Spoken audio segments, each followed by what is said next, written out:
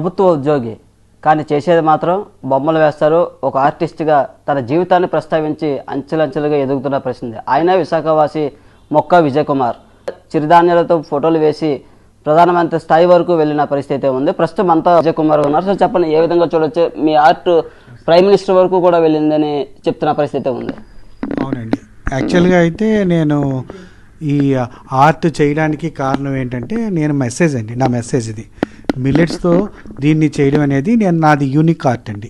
నేను తప్ప ఎవరో చేయలేదు ఇప్పటికొచ్చి. అయితే నేను చెప్పేది ఏంటంటే ఇది నేను యాక్చువల్గా దీన్ని ఏదో నేను కమర్షియలైజ్ చేయడానికి కాదు. నా మెసేజ్లో అందరూ ఈ మిల్లెట్స్ని యూజ్ చేయాలని, మిల్లెట్స్ ఫుడ్ తినాలనేదే నా తాలూకు ఆకాంక్ష.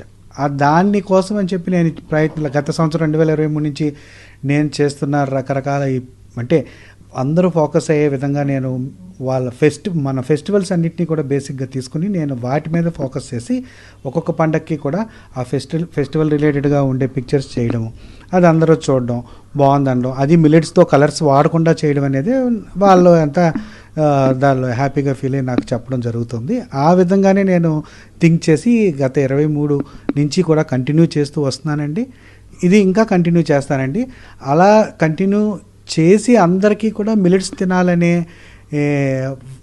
వాళ్ళకి మిల్లెట్స్ తినాలనే ఉద్దేశంతోనే నేను ఇది చేయడం జరుగుతుందండి. చాలా మంది పెయింట్స్తో వేస్తారు కదా, పెయింట్స్తో వేస్తే అలా ఉంటుంది. మిల్లెట్స్ అంటే ఏమైనా పాడవదా? ఈ మిల్లెట్స్తో వేసేది అసలు యాక్చువల్గా ఏంటంటే నేను ఫస్ట్లో కొంతవరకు కూడా మిల్లెట్స్తో చేయడం వల్ల ఒక 5 months నుంచి ఒక 6 months వరకు ఉండి తర్వాత నుంచి అవి పురుగు పట్టే అవకాశం ఉంటుందని నేను చాలా ఇదయ్యాను.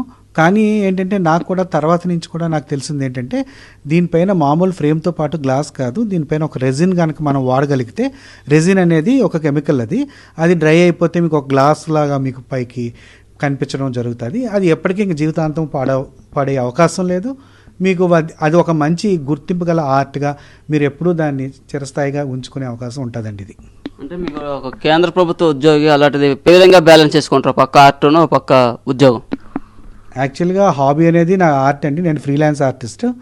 నేను చిన్నప్పటి నుంచి బేసిక్గా ఆర్టిస్ట్ కాబట్టి నేనేంటంటే నా ఆర్ట్ నేను వదులుకోలేను కదా. నా ఆర్ట్ని డెవలప్ చేసుకుంటూ నాకుండే టైంలో నేను శని ఆదివారాలు పిల్లలకి నా ఆర్ట్ని మళ్ళీ అందరికీ పిల్లలకి నేర్పే విధానంలో కూడా సహాయపడుతున్నాను. అలా కాకుండా నేను ఆలోచించేది గత 23 మిల్లెట్స్ ఇయర్ కాబట్టి, ఇంటర్నేషనల్ మిల్లెట్స్ ఇయర్ కాబట్టి దాని మీద నేను ఫోకస్ చేసి నేను ఏం చేశానంటే, నేను యాజ్ ఆర్టిస్ట్గా మిల్లెట్స్తో ఏదైనా బొమ్మలు చేస్తే ఫోకస్గా మిల్లెట్స్ గురించి ఆలోచిస్తారు పబ్లిక్. దాన్ని తినడానికి ఎందుకు తినాలి, ఏం తినాలి, మిల్లెట్స్లో ఇన్ని రంగులు ఎందుకు ఉన్నాయి, ఏ మిల్లెట్స్ ఉన్నాయి అనేది తెలుసుకుంటారనే ఉద్దేశంతోనే నేను ఇది చేయడం జరిగింది. దానికి కూడా నేను నా టైంని మాత్రమే నేను చూసుకుంటూ, జాబ్ను పక్క చూసుకుంటూ నేను ఇవన్నీ చేయడం జరుగుతుందండి. దాని గురించి నేను పొందే ఆనందం అంతా ఎంత కాదు. ఎందుకంటే ఇవి విదేశాలకు కూడా ఇవి ఎంతో చేరి వాళ్ళ ప్రశంసలు కూడా అందుకోవడం జరిగింది. నేను లాస్ట్ G20 హైదరాబాద్లో 38 కంట్రీస్ అగ్రికల్చర్ మినిస్టర్స్వి నేను వాళ్ళ పోర్ట్రేట్స్ చేసి వాళ్ళు గిఫ్ట్గా ఇవ్వడం అనేది నాకు ఎంతో ఆనందకరమైన విషయం. అయితే నేను అలాంటి వాటిని నేను తీసుకుని మంచి ఎంకరేజ్మెంట్గా దీన్ని ఇంకా ముందుకెళ్ళడానికి నేను ఎన్నో ప్రతి పిక్చర్లోని అంటే మీనింగ్ఫుల్గా ఉండేటట్టు, ప్రతి ఒక్కరికి ఒక మెసేజ్ ఇచ్చేటట్టు, అది ఒక మంచి సందర్భం ఉండేటట్టు నేను దాన్ని తీసుకొని చేయడం జరుగుతుందండి. అంటే యువతకి ఏం చెప్తారు? అంటే నేను ఒక ఆర్టిస్ట్గా నా ప్రయత్నం నేను చేస్తున్నాను. అంటే ఇది ఒక యూనిక్ ఆర్ట్, అంటే ఇది ఎక్కడా లేనిది. కాకపోతే నేనేం చెప్తున్నానంటే ప్రతి ఒక్కరూ బాధ్యతగా వ్యవహరించాలి. ప్రతి ఒక్కరూ మనకి సమాజానికి సంబంధించిన దానికోసం కృషి చేయాలి. అందరి బాధ్యత, గవర్నమెంట్ బాధ్యత అనేది ఏం లేదు.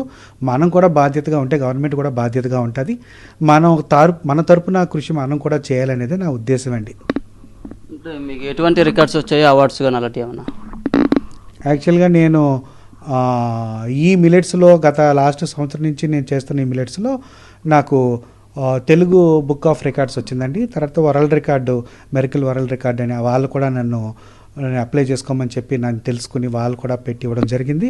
ఇట్లా ఇదే కాకుండా ఇండియా బుక్ ఆఫ్ రికార్డ్ వాళ్ళు కూడా నన్ను అప్రోచ్ అవుతున్నారు. వాళ్ళు కూడా మీకు ఇస్తున్నామండి, మీరు అప్లై చేయండి అని చెప్పడం జరిగింది. ఇవన్నీ కాకుండా ఈ నెల 26వ తారీఖున నాకు అంటే రవీంద్ర భారతిలో, హైదరాబాద్లో జరుగుతున్న రవీంద్ర భారతిలో ఒక 100 మంది కళాకారులకి నంది అవార్డు ఇస్తున్నారండి. అందులో కూడా నేను సెలెక్ట్ అయ్యాను. నన్ను కూడా పిలిచి వాళ్ళు సత్కరించుకుంటున్నారు. ఇట్లా ప్రస్తుతం అయితే మాత్రం ఇలా ఉందండి. ఇంత ప్రతిభ ఉన్న మీకు ఎప్పుడు సినిమా అవకాశాలు ఏమి రాలేదా? అంటే ఇది నేను ఒక గవర్నమెంట్ ఎంప్లాయీని, దట్టు నాతో పాటు ఈ ఆర్ట్ని నేను ఉన్నాను. ఇలా ఆర్ట్ని తీసుకెళ్ళడమే కాకుండా ఈ ఆర్ట్ 10 మందికి ఉపయోగపడాలని, ఒక మంచి మెసేజ్ ఇవ్వాలని నా కోరిక. ఆ విధంగా నేను ముందుకెళ్తున్నాను తప్ప ఈ సినిమా అవకాశాల గురించి వాటి గురించి నేను ఆలోచించను. మీ ఆర్ట్ని అప్పుడు పెద్ద పెద్ద స్టార్లు కానీ డైరెక్టర్లు చూశారు కానీ తెలిసింది. అవునండి, నేను చార్కోల్ ఆర్ట్లు బాగా చేస్తూ ఉంటాను. పెద్ద పెద్ద చార్కోల్ ఆర్ట్లు చేయడం నా ఆర్ట్ వర్క్స్ మ్యాక్సిమం పెద్ద పెద్ద డైరెక్టర్స్ అందరింట్లోనే ఉన్నాయి. వాళ్ళు కూడా నన్ను ప్రశంసించి వాళ్ళు కూడా నాకు ఎన్నో లెటర్స్ ఇవ్వడం అవి చేయడం జరిగింది.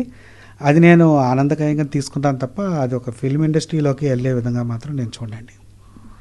ఇది విజయ్ కుమార్ గారు అయితే పూర్తిగా చెప్తున్నారు. ప్రతి ఒక్కరు మిలెట్స్పై అవగాహన కలిగించుకున్నాను, అందుకే నేను ఈ ఆర్ట్ని అయితే వేయడం జరుగుతుంది. పూర్తిగా నాకు ఆర్ట్ వేయడం, మరో పక్క ఉద్యోగం చేసుకోవడం 2 నా హాబీ అని అయితే చెప్తున్నారు. యువత కూడా సరైన మార్గంలో వెళ్తే అనుకున్నది సాధిస్తారని చెప్తున్నారు. కెమెరా పర్సన్ సాగర్తో నాయుడు, RTV విశాఖ నుంచి.